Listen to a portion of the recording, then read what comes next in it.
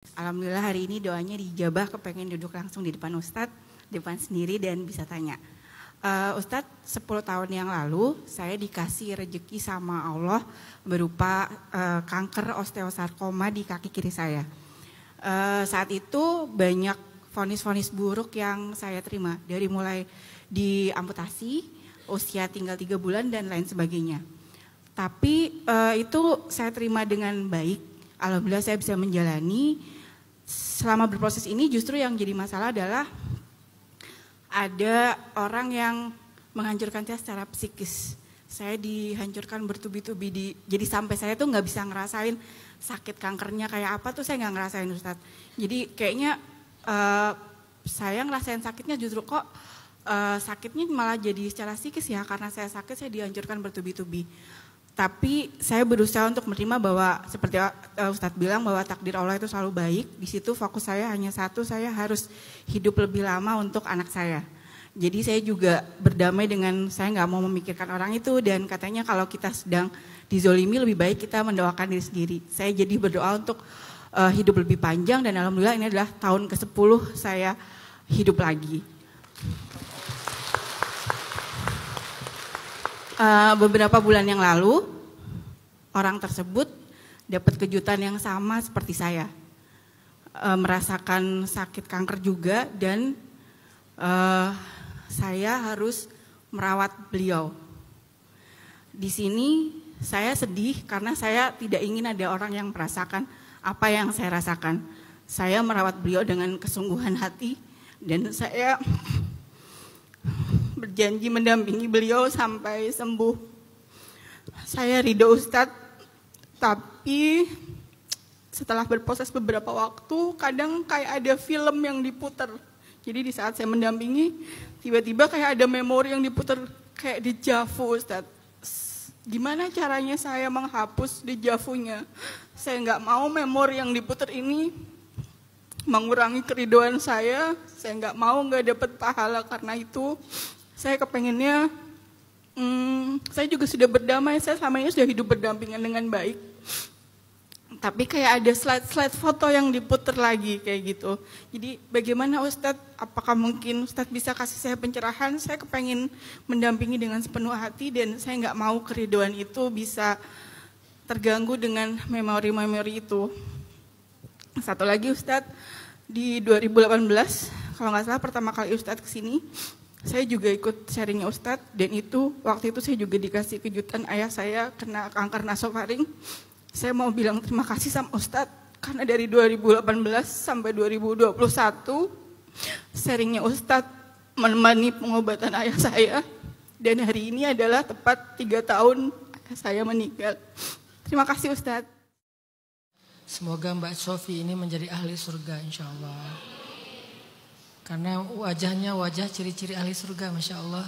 Wajah orang yang ridho, wajah orang yang ikhlas dengan segala takdir Allah. Semoga Allah jaga hati Mbak Sofi tetap dalam keridhaan dan istiqomah. Ya kadang ada ungkapan forgiven but not forgotten. Jadi kayak kita udah berdamai, kita udah bisa maafin seseorang. Tapi kan di luar kendali kita bahwa kita belum bisa sekaligus melupakan hal-hal yang buruk yang pernah kita alami dari orang itu.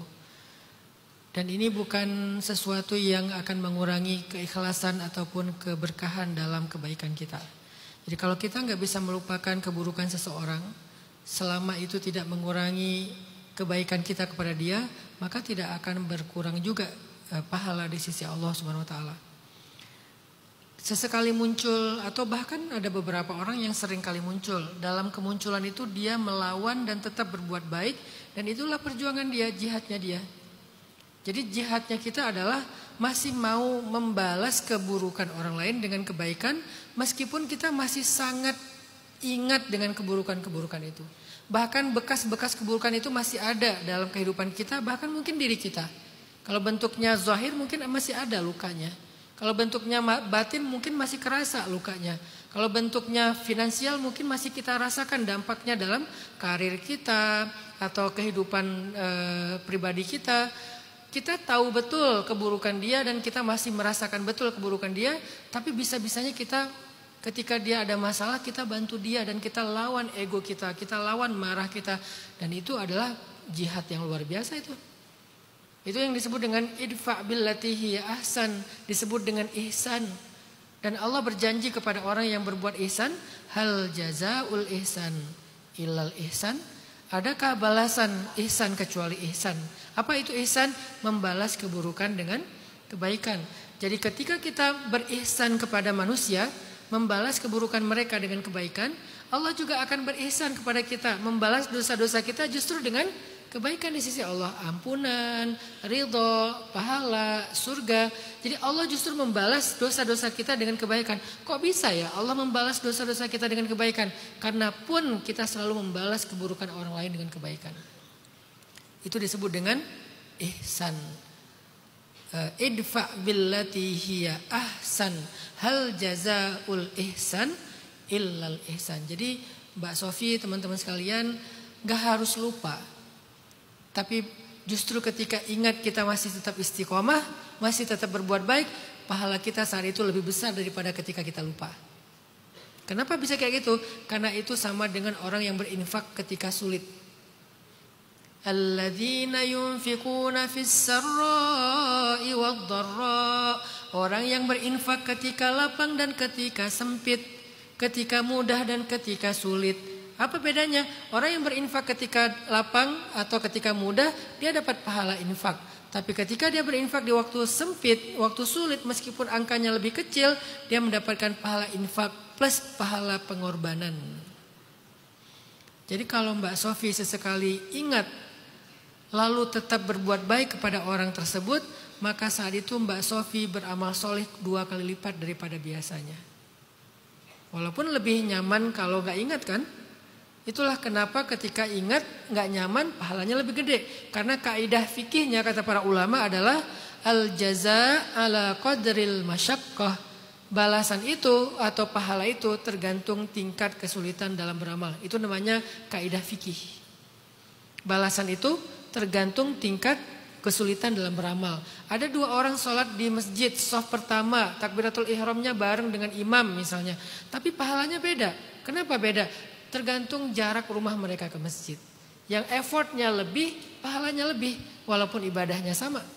Begitu juga kita dalam beramal tadi.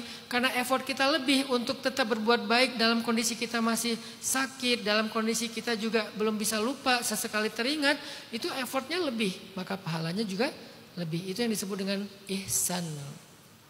Semoga Mbak Sofi tidak berkecil hati kalau sesekali itu teringat, lalu tiba-tiba ngerasa kayak apakah sia-sia, apakah akan mengurangi kualitas ibadah saya.